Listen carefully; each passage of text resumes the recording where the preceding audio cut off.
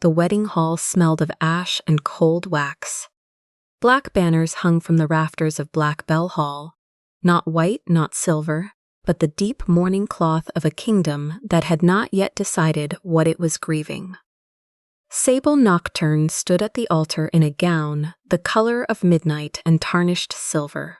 No flowers, no music that could be called joyful, only the low toll of a single bell and the sound of hundreds of mourners who had come not to celebrate but to witness. Lucan, Alpha King of Ebonmere, stood beside her. He was tall and composed in the way of men who had trained themselves not to feel things in public. He did not look at her with warmth. He looked at her the way a king looks at a treaty. Necessary. Signed. Done. The court whispered that the bride was broken. The Mourning Packs, gathered along the far wall in their dark ceremonial clothes, watched Lucan with eyes that had no warmth in them either. They had not come to bless this marriage.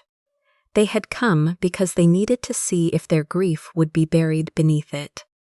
When the officiant spoke the words of binding, Sable felt the voices rise. They always rose when she opened her mouth, or when silence pressed too close and the dead found the gaps. They came from the walls, from the floor stones worn smooth by centuries of feet, from the black iron of the bell above, below bell silver mask. Do not let him close the door. Not one voice, not two. Hundreds layered, fractured, repeating the last things they had ever known. Sable pressed the small needle she kept in her palm until the point broke skin. The pain was an anchor. It kept her here, in her body, in this moment, instead of being pulled under by the dead. Lucan glanced at her hand. He saw the blood. He said nothing, but she felt him catalog it, filed it somewhere under fragile, under grief damaged, under not my problem yet. After the ceremony, while the court moved toward wine and careful conversation, Sable sat alone and embroidered. She worked quickly, pulling black thread through the white corner of her bridal cloth. A door set into stone, a bell with a crack down its middle, a hand with a ring on its smallest finger, a nobleman's ring, heavy and sigilled. Lucan found her there. He looked at the cloth for a long moment. Grief does not make a map, Lady Sable. She did not look up. In the walls, someone whispered the answer. She could not say aloud without paying for it. It does when no one else will draw one. Lucan had not always been a man who distrusted testimony. There was a version of him before who had been capable of believing people. His brother Cale had been the proof of that. Cale was younger, brighter, easier to love, the kind of prince who made people feel that the throne was in good hands, even when he wasn't sitting in it. When a witness came to the palace reporting unrest in the Thornfield corridor, Lucan had listened. The witness had been calm, specific, credible. He had described a narrow passage where rebel factions were gathering. An ideal place, he said, to intercept them before they reached the city. Lucan sent Cale with a unit of guards. He trusted the information. He trusted the witness. The witness had been wrong about only one thing. The rebels were not gathering in the passage. They were waiting in it. Cale's unit walked into a corridor with no exit and no time to turn around. Lucan reached the scene 40 minutes after the last sound of fighting. He had knelt in that narrow passage for a long time before anyone dared to speak to him. After that, he had changed the way he thought about testimony. People were not lying on purpose, necessarily, but grief made them see things wrong. Trauma bent memory into the shape of whatever the grieving mind needed it to be. Survivors wanted someone to blame, and a name, even the wrong name, felt better than nothing. He had learned this too late for Cale. He would not learn it too late again. When the Black Bell Massacre reports landed on his desk 3 months later, he had read them with that lesson already carved into him. Hundreds dead in a single night among the Mourning Packs settlements. The official report said internal conflict, a dispute between factions that had turned catastrophic. The Mourning Packs said something had opened the gates from the outside. They said there had been silver-masked figures. They said they had smelled noble house incense on the smoke. He had read every account, and he had seen in each one what he always saw now in testimony, the shape of grief pressing itself into the form of an accusation. He was not certain the report was right. He was not certain the Mourning Packs were wrong. But he was certain that acting on unverified testimony had cost him his brother. He chose the path that seemed least dangerous. He closed the file. He offered a marriage instead of an investigation. He chose Sable Nocturne, sole surviving daughter of one of the massacre's eldest families, because the Mourning Packs would see her at his side as acknowledgement. It was not acknowledgement. It was a lid. He knew that, somewhere underneath the careful logic, he pressed the knowledge down and did not examine it. He did not yet understand that the woman he had just married was carrying every voice the dead had never been allowed to finish. Sable moved through the palace like water finding the lowest level. She did not fight the space. She did not claim it. She simply moved through it and let it settle around her. She wore small bells on a cord at her wrist, silver bells the size of acorns, so worn they had gone almost gray. 1 ring meant no, 2 rings meant yes, 3 rings meant danger. She used them with the servants, with the guards, with the court officials who occasionally required her response to something. Most of them had learned to watch for the bells without being told. Most of them assumed she rang them because she was too shattered by grief to form words. They were not entirely wrong about the grief. They were entirely wrong about the reason for the silence. She had tried to speak once, in the early weeks after the massacre. She had tried to tell one of the royal healers what she was hearing. She had opened her mouth and said 2 words, just 2, below bell, and the dead had come through the gap like water through a cracked dam. She had heard all of them at once, all the voices that had been waiting, all the last sounds, the last images, the last hands touching things as they fell. She had collapsed. When she woke, the healer, a woman named Marries, whose face had been carefully arranged into professional calm, had written morning fever in the official record and told her to rest. Sable had understood what that meant. It meant, we have a word for what you are, and the word keeps you manageable. She had not tried to speak again. Instead, she embroidered. It was slower than speaking, but it did not open the door. She could hold a thought from the dead, compress it into image, pull thread through cloth, and the image stayed on the outside, where it could be looked at without the flood following. The servants thought her embroideries were mourning pieces. The court thought them grief work, harmless, private, sad in the way that all relics of trauma are sad. They showed up on cushion covers and the hems of curtains and folded cloths left on windowsills. A door set in stone, drawn in black thread. A bell with a crack through it. A hand wearing a ring, always the same ring, heavy with a particular crest on the face of it. Silver masks. Children standing at a wall with no visible door. Cloth cut on a diagonal, deliberately, the way you cut fabric when you mean to use it for binding and not for burial. She placed them where people might see them. She never explained them. She did not yet know how to explain them in a way that would not get her locked in a healer's room with morning fever written above her door. The first disappearance was a servant girl named Fen. She worked in the linens of the East Wing, near the older part of the palace that backed up against the funeral district. She went to retrieve a set of ceremonial hangings and did not come back. 2 days later, when Sable heard the search parties giving up in the corridors, she brought a piece of cloth to the dining room and set it on the table where Lucan would see it. She had embroidered 3 stone steps descending into darkness.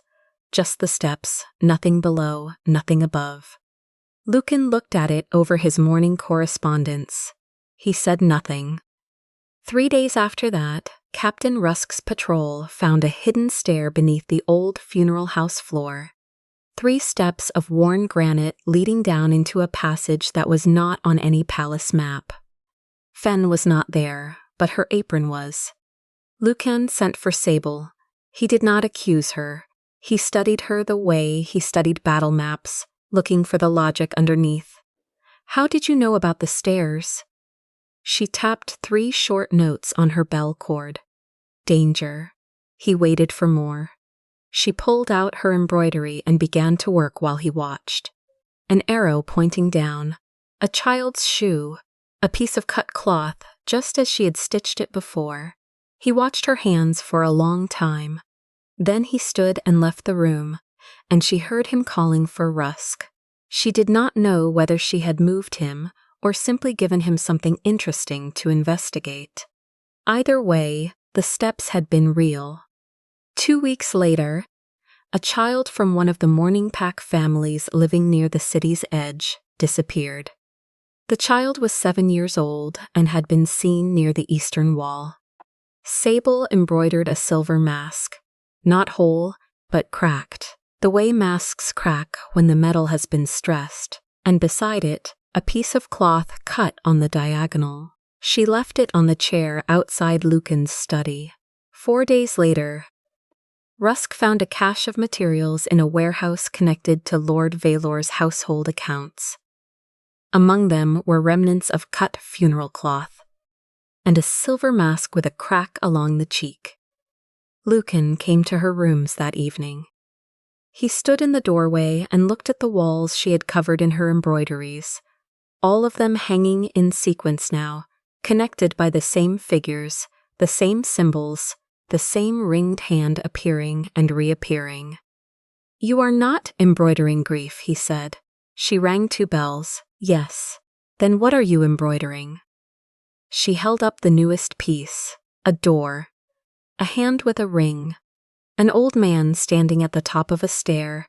She did not know yet how to tell him the rest, because the day before, she had heard something specific in the stones near the Black Bell stair. The voices there had been sharp and recent, not the old dead, not the layered grief of the massacre, but something newer. Old witness, silver ring, below the bell, before moonrise, an old man, someone who had seen the ringed hand, someone who was still alive and who was going to be in danger before the moon cleared the eastern tower. Sable knew what she had heard. She understood what it meant. There was an old man, Elder Tavain, she would later learn, who had seen something on the night of the Black Bell Massacre, seen a hand opening a door, seen a ring with a crest she had embroidered 17 times without knowing whose it was, and the dead were telling her, in the only way they could, that Tavain was running out of time. She took a cloth and embroidered quickly. A black bell, an old hand, the lines of age around the knuckles, the loose skin, the way old hands hold themselves when they are cold. A single drop of silver, a door barely open. She folded it and brought it to Lucan's study. He was meeting with 2 advisors. She waited until he looked up. She placed the cloth on his desk and stepped back. She watched him look at it. She watched him see a bell, a hand, a door. She watched him not understand. She needed to say, "Tavain will die tonight." She needed to say, "Put a guard at his door before moonrise." She needed to say, "The hand on the cloth belongs to the man who opened the gate on the night of the massacre, and an old witness has seen it, and someone knows that, and before this night is over the witness will be silenced." She opened her mouth. She heard the dead begin to rise. She remembered healer Marin's careful handwriting, morning fever. She remembered the court advisors who had smiled when they thought she wasn't watching, the small curved smiles of men who had already categorized her. Mad bride, broken girl, cursed Mourning Pack daughter. She closed her mouth. She touched the cloth on his desk with one finger. She rang her bells. 1, 2, 3. Danger! Lucan frowned. Are you afraid of someone in this room? She was not. She rang her bells again, trying to make them carry more weight than 3 notes could hold. He nodded slowly, in the way that meant he was filing the information away to consider later, when he had more data. That night, Elder Tavain was found at the base of the Black Bell stair.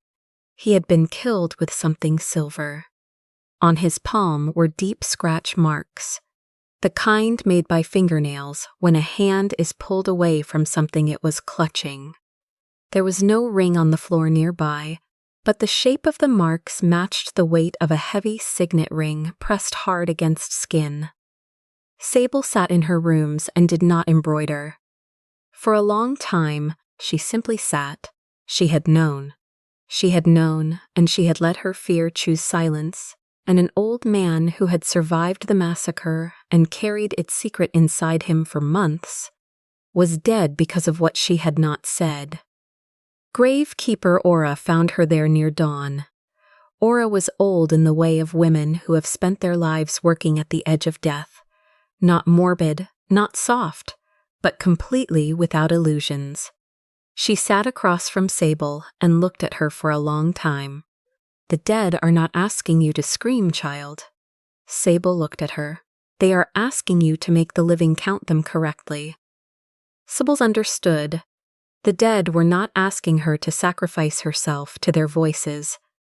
They were asking her to build something the voices could pass through and come out the other side as evidence. Hers was not a power of speaking for the dead. It was a power of translation, and she had been translating into a language only she could read. That had to stop. She called it Witness Cloth. She brought Aura and Marin and Captain Rusk into the same room and laid her embroideries across the table in sequence. She did not tell them the dead had shown her these things. She told them, "These images correspond to places and objects in the real world, and I need your help building the record that connects them."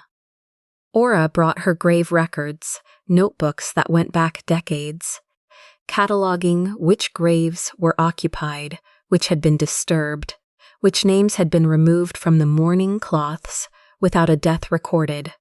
Marin was quiet for a long time. Then she put her own records on the table, not the official ones. The ones she had kept in a separate ledger, the observations she had not been able to include in court-sanctioned reports. Wound directions inconsistent with self-inflicted conflict, traces of silver compound in bodies pulled from the massacre sites, silver that would have had to be applied externally, not ingested or worn, drag marks. Bodies moved after death. Rusk added tunnel maps, incomplete but real, traced from the hidden passages his patrols had been uncovering in the weeks since Fenn's apron had been found. Sable worked through 3 nights. She matched each figure in her embroideries to something in the world the living could touch. The door in stone, confirmed by Rusk's tunnels, the cracked silver mask, confirmed by the warehouse materials, the cut funeral cloth, confirmed by the cash, the old man's hand, confirmed by Tavain's wounds, the ring, not yet confirmed. Not yet. She pinned each piece of witness cloth beside its corresponding record.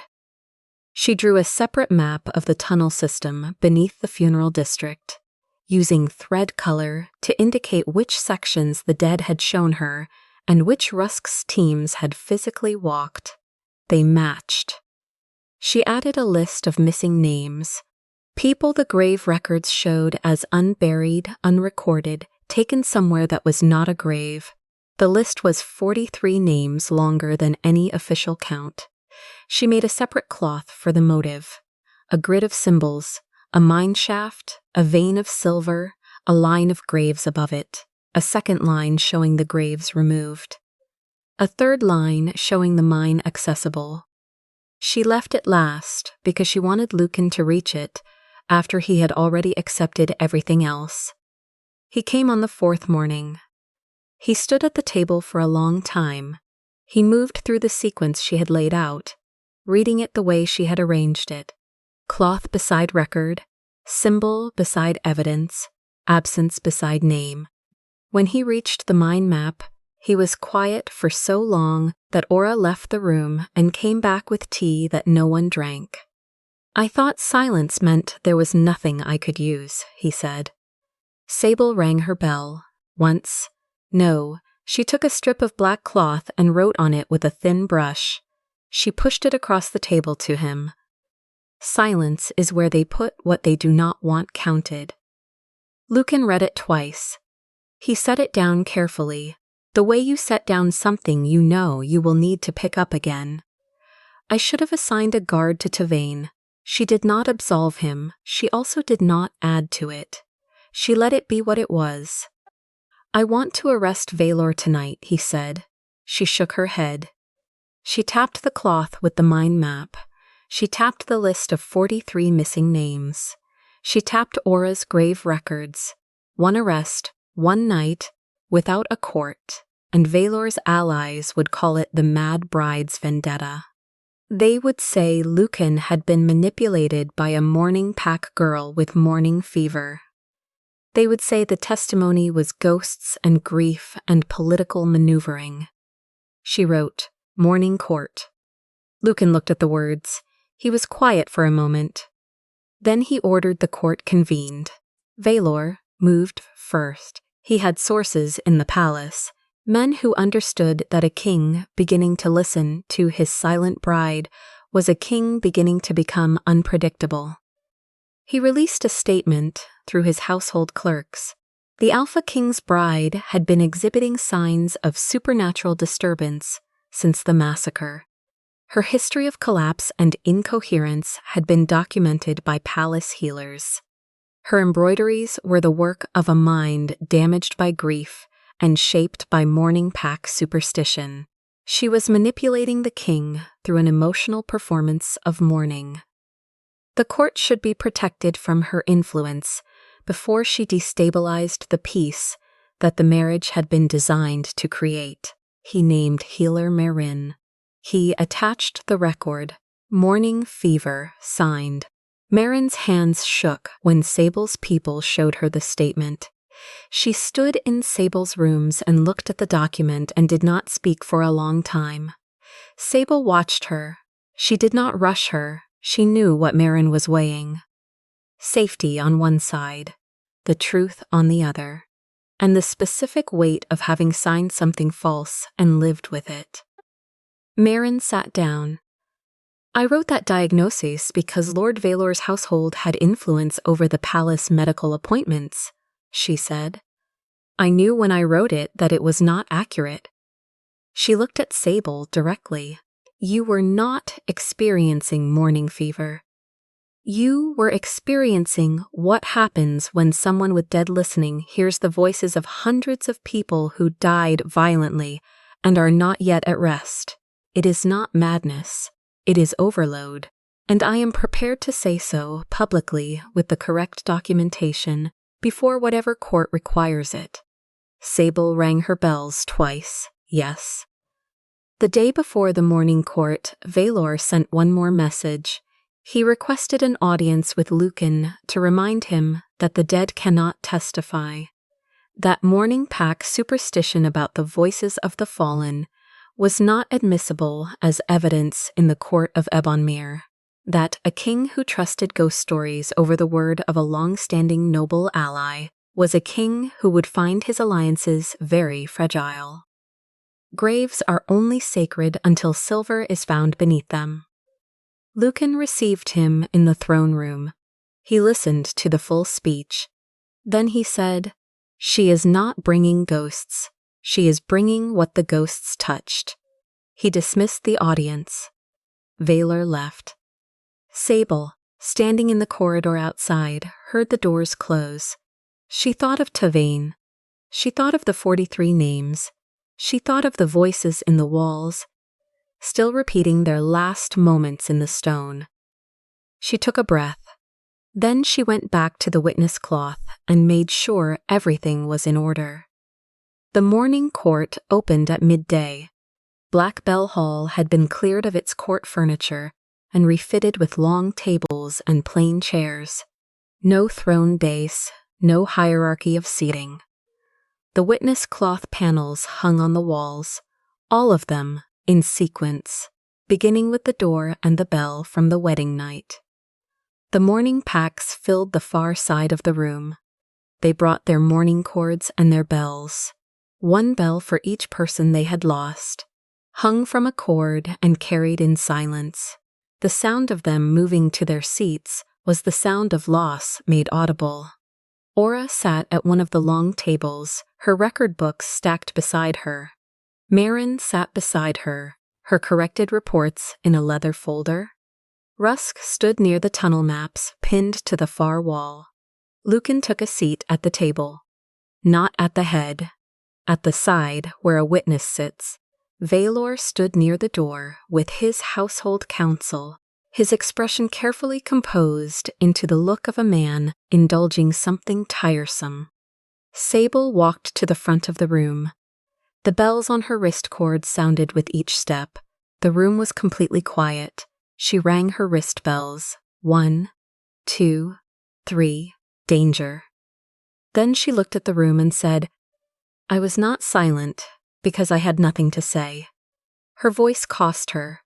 She felt the dead begin to press through the opening. She held the anchor in her palm, a knot of black thread, and kept speaking. "I was silent because the dead were louder than the living." She paused. She let the sentence settle. Then she moved to the first table and laid her hand on the cloth beside the records. She did not speak again for what came next. She had designed the witness cloth for exactly this, so the evidence could be presented without requiring her voice to hold it. Rusk walked the court through the tunnel map. He described each passage, each hidden stair, each door, and pointed to the corresponding image in Sable's embroideries. The embroideries had been created before the passages were found. The court measured the dates. Aura presented the grave records. She laid out the names of the 43 who could not be accounted for, not dead, not buried, not recorded anywhere in the official massacre documentation. She described the mounds that had been disturbed after the massacre, the bells whose registration had been changed, the mourning cloths with names removed. Marin presented the corrected healer reports. She described the wound patterns that did not match self-inflicted conflict. She described the silver compound traces. She described the drag marks. She described precisely the signs that bodies had been moved to create a scene that did not reflect how the dying had occurred. Then Rusk brought out the silver mask, the one recovered from the warehouse. The crest on the inner rim, small, worn, but legible, matched the crest of Lord Valor's household. Then Aura placed the record of Tavain's death beside the record of his wounds, the shape of the marks on his palm, the size and weight indicated by the bruising. A heavy signet ring. Rusk placed beside it a wax impression taken from a document in the palace archive. A land transfer petition filed 6 months before the massacre, sealed with Valor's ring, the shapes matched. The court was quiet. Valor stood. "The Mourning Packs have constructed this narrative to reclaim land they are no longer entitled to," he said. "A young woman with a documented history of mental instability has been permitted to present embroidery as evidence in this court. The dead cannot testify. The living should not be governed by the grief of those who claim to hear them." Lucan stood. Everyone in the room looked at him. He did not look at Valor. He looked at the witness cloth on the wall. He looked at the grave records. He looked at the list of 43 names. He looked at Marin's corrected reports. He looked at the wax impression beside the bruise record. Then he looked at Valor. "No," he said. "I used their grief as a lid." He paused. "You used it as a shovel." Valor was arrested on the floor of Black Bell Hall by Rusk's guard, not by Alpha Command, not by decree alone, by the records, the evidence, the cloth, the names, and the weight of 43 absences that would not be explained away. After. The court cleared slowly. The Mourning Packs remained longest. They moved through the hall and stood before the witness cloth panels, reading them the way you read a grave marker, carefully, without rushing. One of the elder women untied a bell from her mourning cord and set it on the table beneath the panel that showed the 43 missing names. Others followed. By the time the room was empty, the table held more than 200 bells. Lucan found Sable standing in the doorway of the hall, looking back at the bells. "I need to make a formal announcement of justice served," he said. She shook her head. She went to the table and wrote on a strip of cloth. She handed it to him. "Punishing Valor is not the end." He read it. "Then what is?" She took the cloth back and wrote more. "The system permitted this." She crossed that out and wrote in English again. The file was closed too quickly. The survivors were called unstable. The unnamed graves were erased. The healer was pressured to sign something false. The gravekeeper was not consulted. A silent bride was used as a symbol of peace instead of an instrument of investigation. These are not Valor's crimes alone. These are the places the system offered him shelter. Lucan read the cloth twice. He sat down. "What do you want?" he asked. She wrote for several minutes. She handed him the cloth. He read, "House of Witness dead. Every massacre must be documented with a full record of the missing. Gravekeepers hold testimony equal to noble witnesses. Healer reports must be filed independently. Unnamed graves cannot be cleared until the investigation is complete. Funeral land cannot change hands while death records remain open. Survivors may give testimony without being classified as unstable. Pack representatives participate in all investigations. No political marriage may be used to close a blood record. Dead listening is not to be used as sole evidence, but it is not to be classified as madness when physical evidence corroborates it." Lucan looked up from the cloth. "This will take years to implement correctly." She rang 2 bells. "Yes, it will make the court uncomfortable." 2 bells. "Yes, the noble houses will push back." 2 bells. "Yes." He looked at her for a long moment. Then he signed the cloth with his ring, not as a gift, not as an apology dressed as policy, as an acknowledgement that the kingdom had been using silence as a burial practice, and that it was time to stop. The Mourning Packs, when they heard the terms of the House of Witness dead, gave Sable a title that was not queen and was not bride. They called her voice of the witnessed dead. It was the first title she had ever been given, that she had earned. 3 weeks after the morning court, Lucan came to her embroidery room, not the throne room, not a formal meeting. Her room small, warm, covered in cloth and thread, and the organized chaos of the witness cloth archive she was already beginning to build. He carried the wedding cloth. The one she had embroidered on the night of the ceremony, with the door and the bell and the ringed hand. He set it on the table in front of her. "I thought this was grief made visible," he said.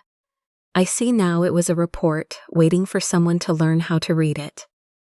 She looked at the cloth. She looked at him. He said, "I thought you were silent because you had nothing to offer." I understand now that you were living in a room so loud that anyone without your particular discipline would have shattered. I called that weakness. I was wrong about what I was looking at. She rang her bell once. No, he waited. She wrote on a strip of cloth and handed it to him. Not weak, overheard. He read it. He held it for a moment, then he said, I would like, if it is something you are willing to consider, to learn your language. Not so that I can speak it, so that I stop requiring you to translate yourself into mine before I listen. She considered him. She picked up a needle and a length of black thread. She held the needle out to him. He took it, carefully, the way you take something you are not certain you know how to hold. She wrote on another strip of cloth and pushed it toward him. Learn the pattern first, then ask again. 1 year passed.